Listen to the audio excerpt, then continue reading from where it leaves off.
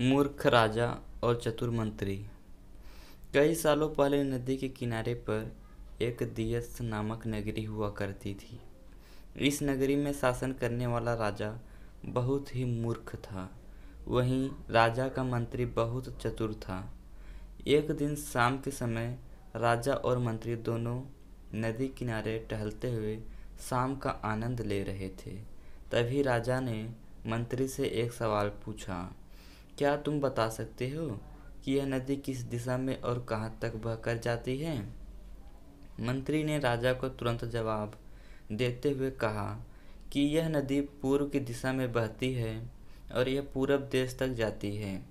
इस पर राजा ने कहा कि वह नहीं चाहता कि हमारे देश का पानी पूरब के देशवासी इस्तेमाल करें। राजा ने मंत्री को नदी का पानी रोकने के लिए दीवार खड़ी करने का आदेश दिया।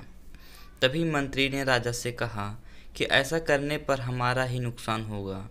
राजा ने गुस्से में कहा कि पानी हमारा है और पूरब देश वाले मुफ्त में इसका इस्तेमाल कर रहे हैं, और तुम बोल रहे हो कि हमारा नुकसान होगा। इसमें हमारा कुछ नुकसान नहीं होगा। तुम जल्दी से जल्दी नदी में दीवार बनवाने का काम शुरू कराओ। मंत्री राजा की आज्ञा का पालन करते हुए कारीगरों को बुलाता है और नदी के पास दीवार बनवाने का काम शुरू करवा देता है। नदी में दीवार बनाने का काम तेजी से चलने लगा और कुछ दिनों में दीवार बनकर तैयार हो गई। यह देखकर राजा बहुत प्रसन्न होते हैं। परंतु उनकी मूर्खता के कारण कुछ दिन बाद जब बारिश का मौसम दस्तक देता है तो नदी का पानी पूरे गांव में भरने लगता है। धीरे धीरे पानी लोगों के घरों में घुसना शुरू हो जाता है। इससे परेशान होकर सारे नगरवासी एकत्रित होकर मंत्री के पास आते हैं।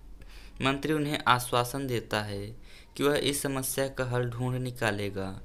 लोगों की परेशानी सुनकर मंत्री समाधान निकालने के लिए एक योजना बनाता है। उन्होंने राज्य में समय को बताने के लिए घंटा बजाने वाले शख्स को इसमें शामिल किया।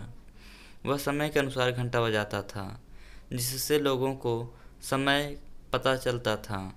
मंत्री ने उससे कहा कि आज तुम प्रति घंटे की बजाय हर आधे घंटे में घंटा बजाना। उस आदमी ने मंत्री ने जैसा कहा वैसा ही किया। इससे जब सुबह के 3 बज रहे थे तो उसने 6 बार घंटा बजाया। 6 घंटे सुनकर राजा और सभी नगरवासियों को लगा कि 6 बज गए हैं और सुबह हो गई है। राजा उठकर बाहर आता है तो वहाँ मंत्री पहले से मौजूद होता है। बाहर अंधेरा देखकर राजा मंत्री से पूछता है कि अभी तक सूर्योदय क्यों नहीं हुआ। राजा के सवाल का जवाब देते हुए मंत्री ने कहा, महाराज, प्रातःकाल हो चुकी है, पर हमने पूर्व दिशा वालों के यहाँ पानी को जाने से रोक दिया है, तो शायद इसलिए उन्होंने हमारे यहाँ सूर्य की रोशनी को आने से रोक दिया है। इसलिए सूर्योदय तो हुआ है, पर हमारे देश तक रोशनी नहीं पहुँची है।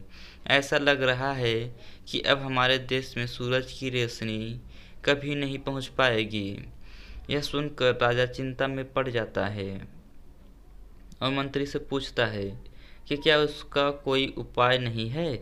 तब मंत्री उत्तर देता है कि महाराज, अगर आप नदी का पानी छोड़ देते हैं तो हो सकता है कि वो भी सूरज को छोड़ देंगे। इससे राज्य में फिर से रोशनी आ जाएगी। राजा मंत्री को तुरंत नदी का दीवार तुड़वाने का आदेश देता है।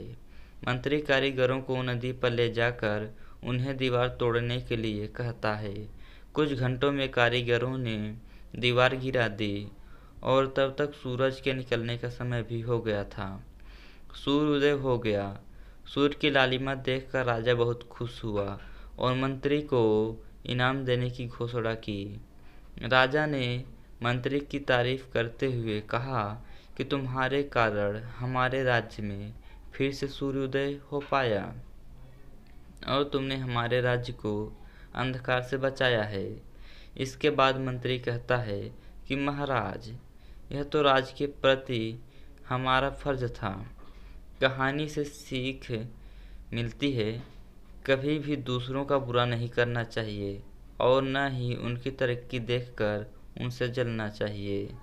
तो दोस्तों, आप सभी को हमारा वीडियो कैसा लगा?